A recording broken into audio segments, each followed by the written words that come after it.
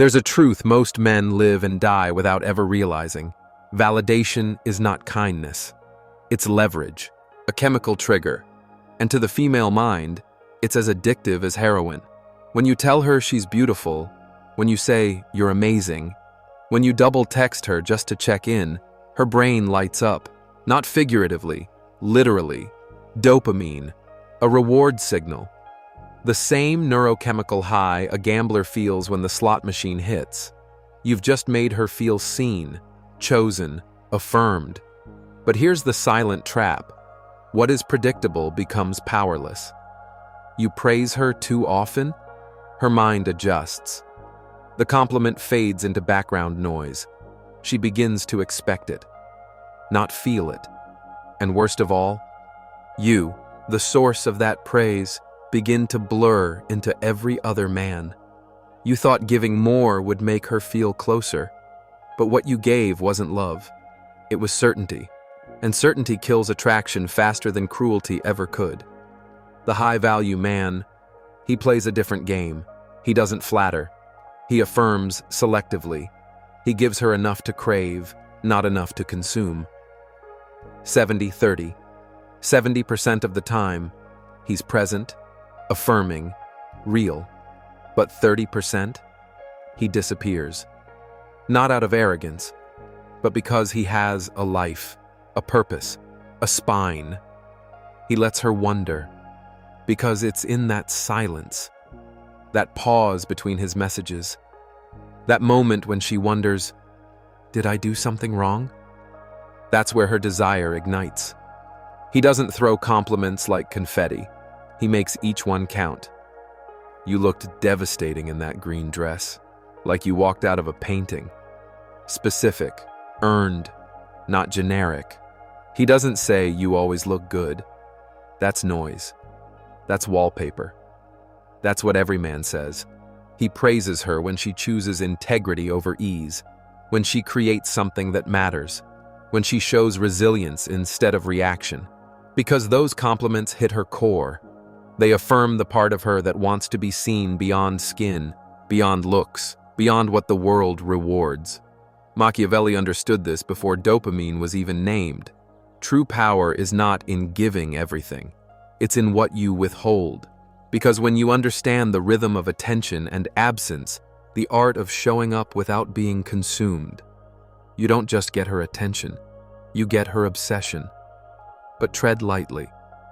The line between mystery and emotional starvation is razor thin. Disappear too much, and she will grow cold.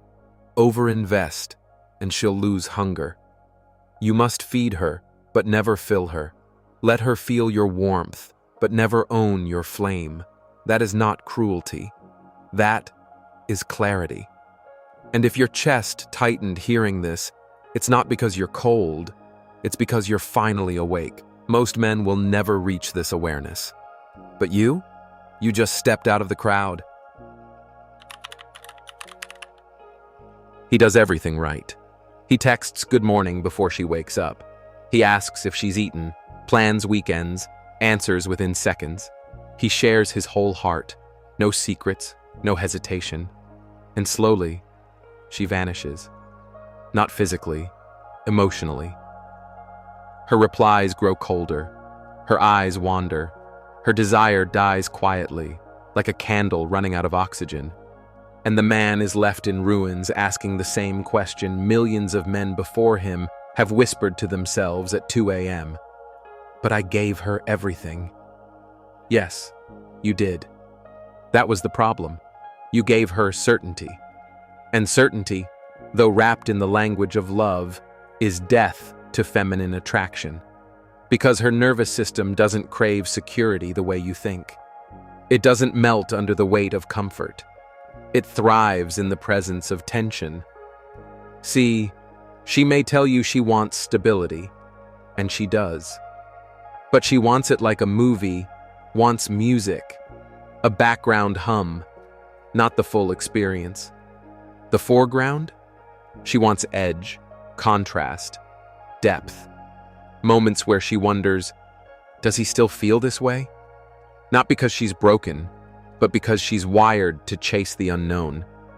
It's biology, not betrayal. Total predictability? It dulls her instincts, kills her curiosity, drains her energy. You want her to desire you? Don't give her your diary.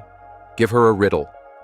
There's a phenomenon psychologists call the Zeigarnik effect. The mind obsesses over what's incomplete, not what's resolved. And women? They feel this even deeper.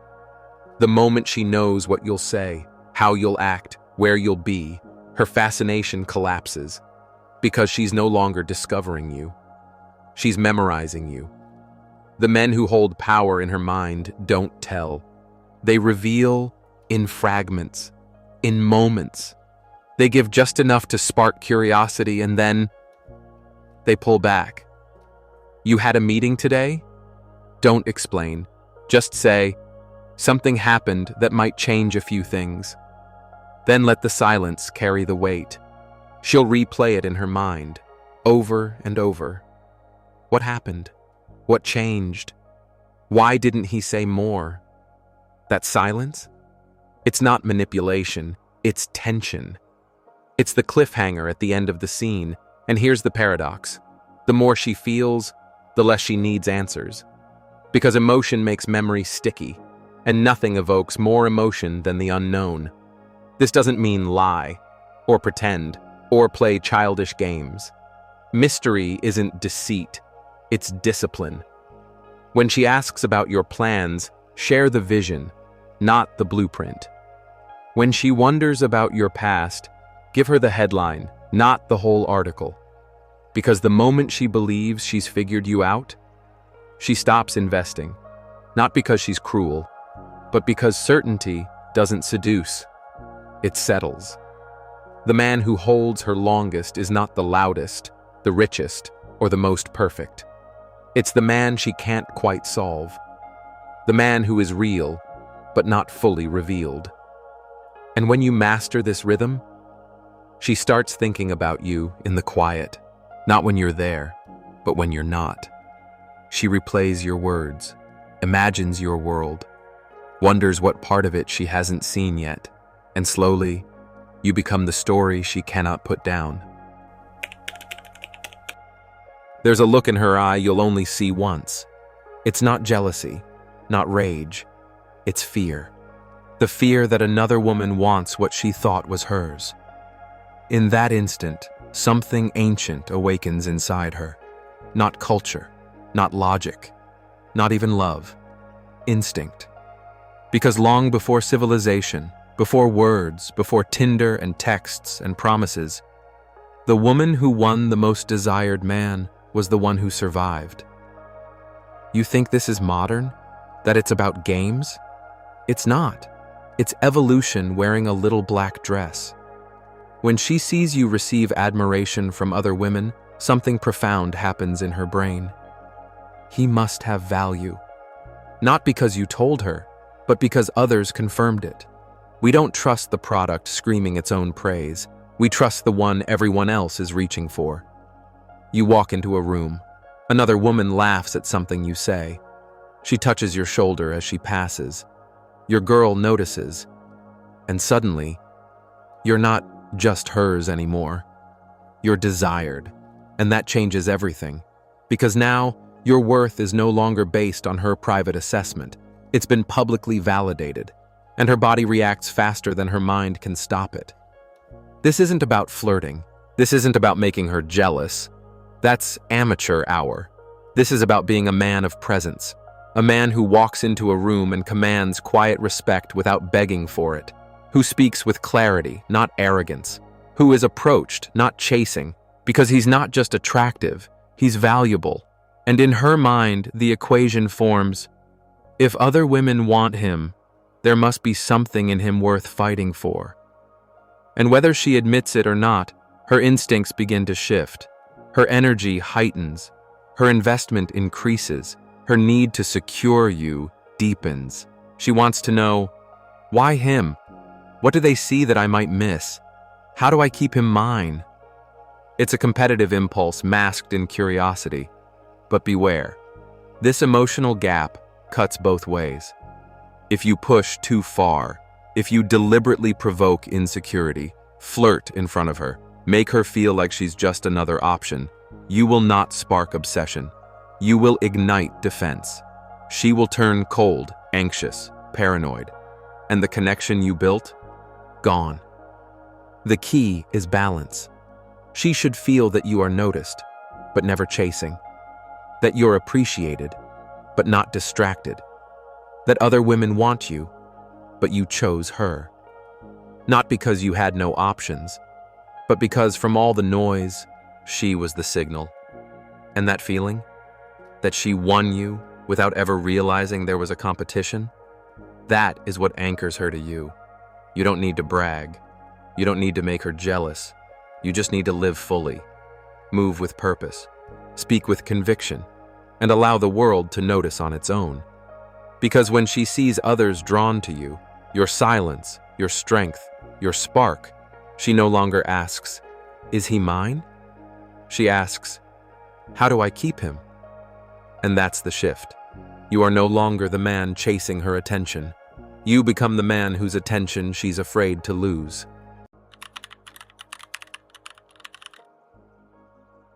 It's late. She walks in with a storm behind her eyes. Something happened. At work, with a friend, maybe nothing at all. But her world is spinning. And what do most men do? They panic. They rush in to fix it. Offer advice. Ask, "What's wrong?" 6 times, like repetition creates connection. Or worse, they mirror her chaos. If she's anxious, they become anxious. If she spirals, they follow. But there's one kind of man she never forgets. The one who doesn't tremble. Who doesn't flinch when she's on fire. The one who stays grounded. Because he is the ground. That is emotional leadership. It's not about being stoic and cold. It's not about suppressing emotion or pretending to be made of steel. It's about stability, silent power. It's the energy of a lighthouse, not moved by the storm, but guiding others through it. She doesn't want a savior. She doesn't want solutions. She wants to feel that in the middle of her storm, you won't become one too. When she's overwhelmed, you don't say, "Just calm down." You say, "I hear you. That sounds heavy. Keep going." You're not reacting. You're receiving. And that steady presence soothes her more than any advice ever could. Because emotional leadership isn't about fixing. It's about holding. It's giving her a space where she can unravel without fearing she'll break you in the process. Machiavelli didn't write about love. He wrote about power. But in that, he revealed the truth of attraction. The man who stays composed while others unravel holds the throne, not by force, but by presence. When you lead emotionally, you do 3 things. 1. You regulate your state first. You don't pour from an empty cup. You don't try to be her rock if you're made of sand. 2. You create emotional safety. Not by rescuing, but by letting her feel without being judged, managed, or fixed. 3. You stay rooted in your purpose.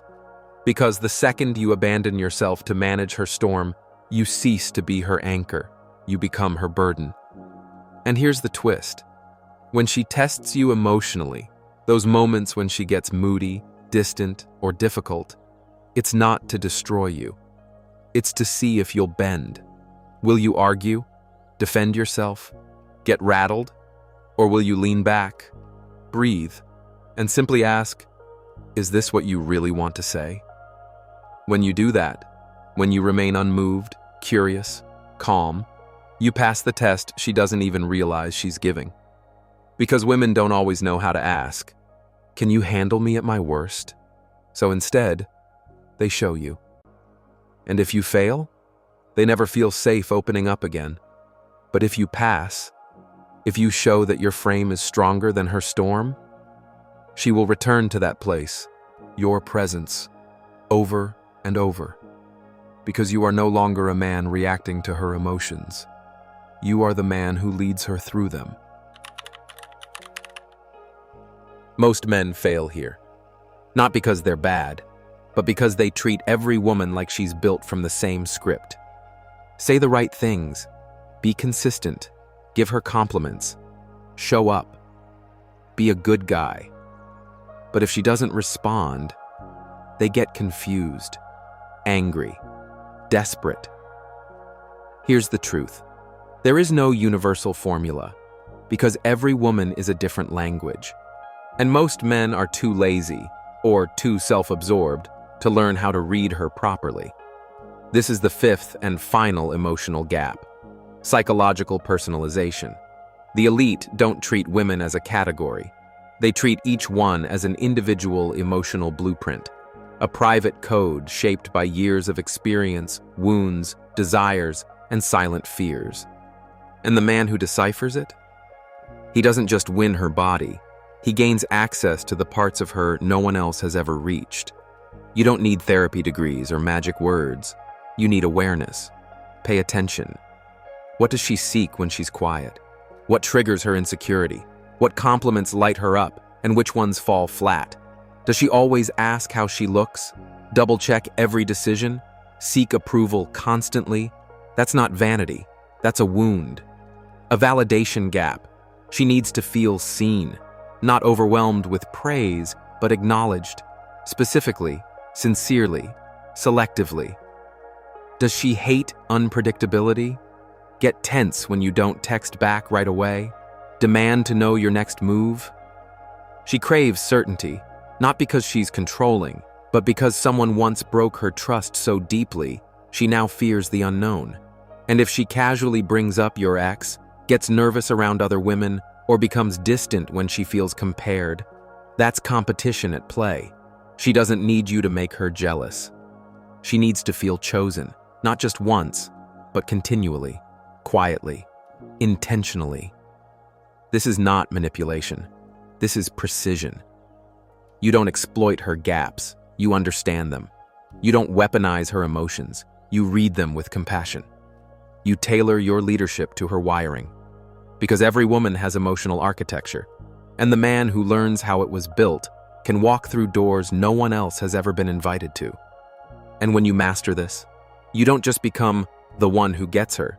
You become the one she doesn't know how to let go of. Because you're not repeating strategies. You're speaking her internal language, sometimes without saying a word. You offer her space without asking, support without smothering, mystery without manipulation, stability without suffocation. You don't adapt who you are, but you adapt how you express it. Because real emotional mastery is not about changing yourself to please her. It's about understanding her deeply enough to communicate your truth in a way she feels, all the way down to her bones. And when you do, she gives you something no charm, no game, no surface-level performance could ever earn. Access to her inner world, the place she doesn't show, the place she protects, the place where only one man is allowed to enter. And that man is the one who didn't just try to impress her. He read her. He didn't pretend to be perfect. He was simply aware enough to become unforgettable,